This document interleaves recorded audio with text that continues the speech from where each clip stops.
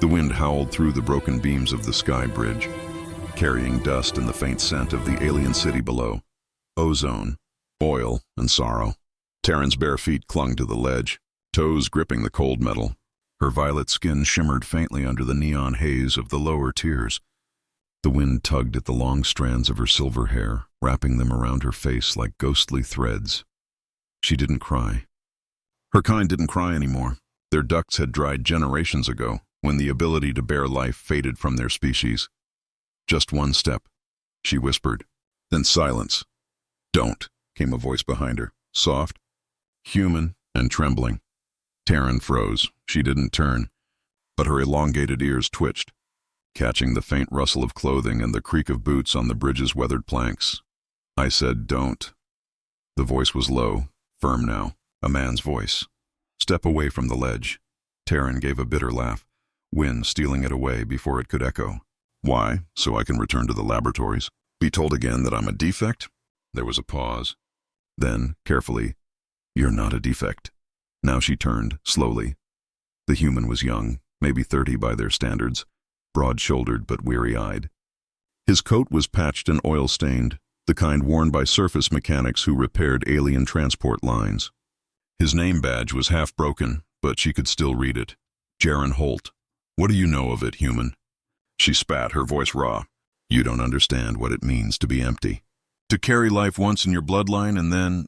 Nothing. He didn't flinch at her words. Instead, he took another cautious step forward. Maybe not. But I've seen what it does to someone. To believe their life ended before they even had a chance to live it. Her hands trembled. You should go. I'm not leaving, he said. Not until you step down. Why? She demanded. Because you pity me? No, Jaron said softly. Because I've been where you are. That stopped her. Taryn's eyes, silver and luminous, narrowed. You? A human? He nodded. I lost my wife 2 years ago.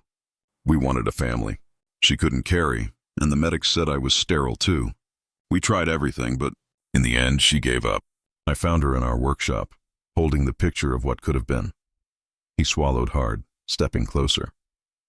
I thought about following her that night. Standing on the same kind of ledge you're standing on right now. Taryn stared at him. The wind moaned between them. What stopped you? She asked, voice barely audible.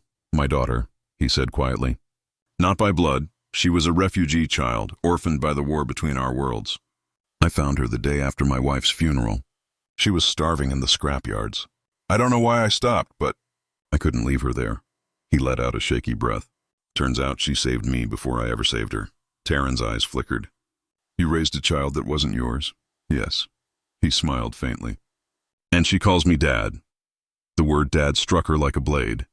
It was simple, warm, and utterly alien to her ears. Her people, the Ilyari, hadn't used family terms in centuries. There were no children anymore. Only sterile generations of brilliant minds slowly dying out. Why are you telling me this? She whispered. Because I know that feeling, he said. The silence inside, the ache that says you have no purpose left. But I found one again, and so can you. She turned back toward the city below. The neon skyline blinked in endless patterns, life pulsing everywhere except within her. There is no purpose for me, she said. My kind measures worth by fertility. The last viable wombs belong to nobles and scientists. The rest of us are discarded. I've been called a hollow vessel all my life. And yet, Jaron said, his voice steady now, you're still here, which means part of you doesn't believe that. Taryn closed her eyes. He took another step forward, close enough now that if she fell, he could maybe reach her. I was told, she said after a long silence, that my body is incompatible with life, that my genes reject the spark. I volunteered for 20 trials, let them burn my cells, reshape my blood. I hoped just once I'd feel something alive inside me. Her hands clenched. But I never did. Jaron's chest tightened. That sounds like torture. It was science, she said bitterly. Necessary, they said. Hope for the next generation, they said. But hope only burns those who still believe in it.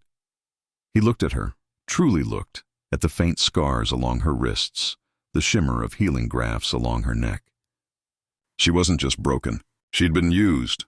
You've suffered enough, he said. She almost smiled, but it broke halfway. Then let me end it. Jaron shook his head. If you jump, then they win. Every person who ever told you your life was worthless wins. Her breath caught. You're stronger than them, Taryn. She blinked.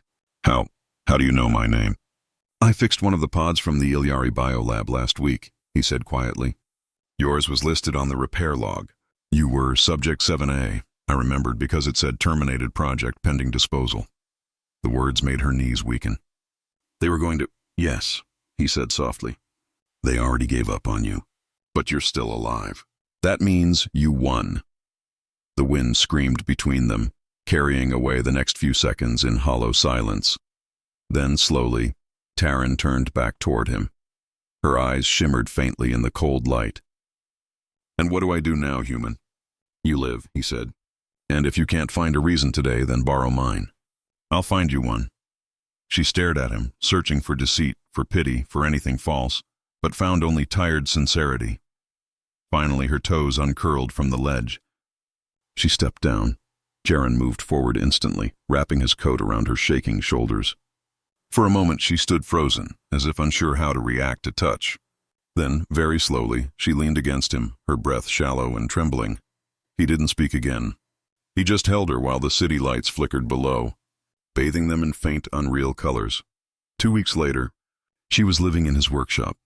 The place was small, half garage, half home, but it buzzed with energy. Machines whirred, metal sang under sparks, and the scent of oil was everywhere. Taryn had begun helping with repairs. Her alien precision made her invaluable. Her long fingers could reach inside machinery no human hand could. Jaren's adopted daughter, a bright-eyed girl named Lyra, adored her. Can I braid your hair? Lyra asked one evening, holding up a tangle of silver strands. Taryn blinked. Braid? Lyra giggled and showed her. Like this, see? The alien woman watched in fascination as the little human wove her hair with care and laughter. When Jaren walked in, Taryn looked up, a faint smile tugging at her lips. Your child is relentless. She gets it from her father, Jaren said, grinning. That word again, father. Taryn felt something twist inside her chest.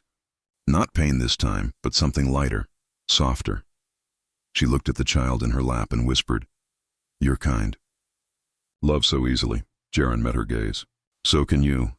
That night, as the wind howled outside the workshop, Taryn dreamed for the first time in years.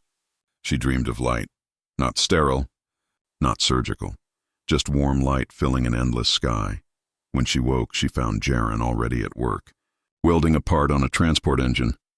You're awake, he said without looking up. Yes. You okay? She hesitated. I think so, he smiled faintly. Then that's good enough for today. She watched him in silence for a moment, then whispered, Jaren, if I ever find a purpose again, it will be because of you. He set the tool down and turned to her, his expression gentle but firm. No, Taryn, it'll be because you chose to live. Her throat tightened. But she nodded.